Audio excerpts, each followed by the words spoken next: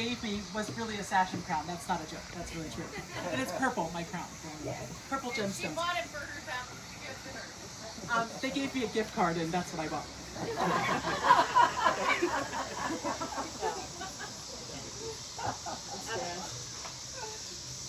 But I am Brookie Cookie. I'm second to best grandchild, and I am Grammie's favorite grandchild.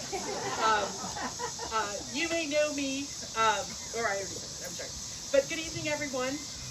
And we are here to celebrate an absolutely amazing person, my grandmother, Grammie.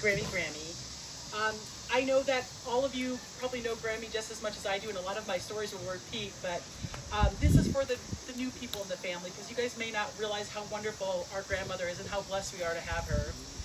But growing up, Erica, my sister back there, she was on the losing team number 3. Oh, right there, sorry.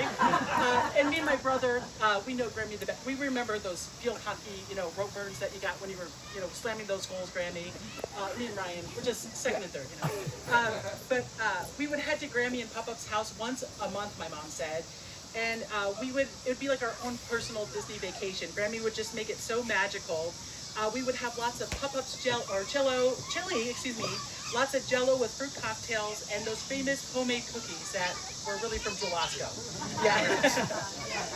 But every moment we stepped in Grammie's house, reality melted away, and every minute was just pure magic.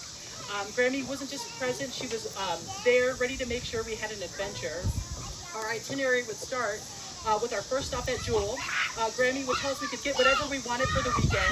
We would have like 50 boxes of different cereal every week, and we always have to get something to make before church. So we would get blueberry muffins or something fun to make.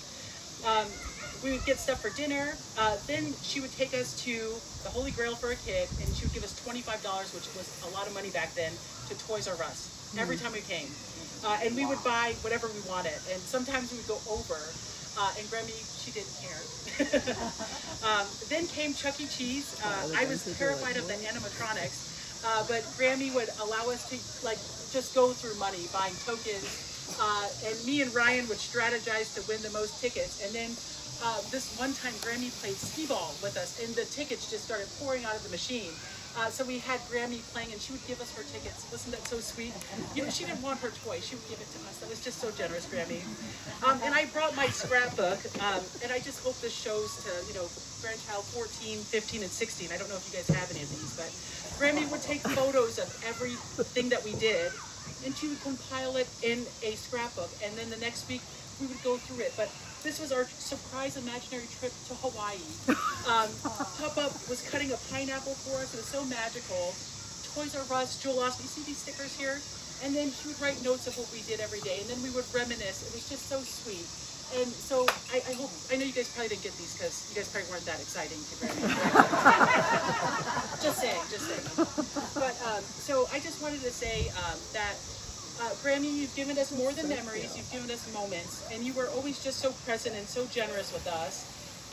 And I just wanted to say, all of my friends would say, when I was growing up, there was a slogan, what would Jesus do? It was, what would Grammie do? Because we always thought Grammie was just the purest person and the sweetest person. And a few years ago, I rebranded myself as everyone's favorite, because it was getting confusing being my mother's favorite daughter, all of your favorite cousins. But we do know that Grammie is truly our family favorite, not me. So I love you, Grammie, and happy 90th birthday, okay?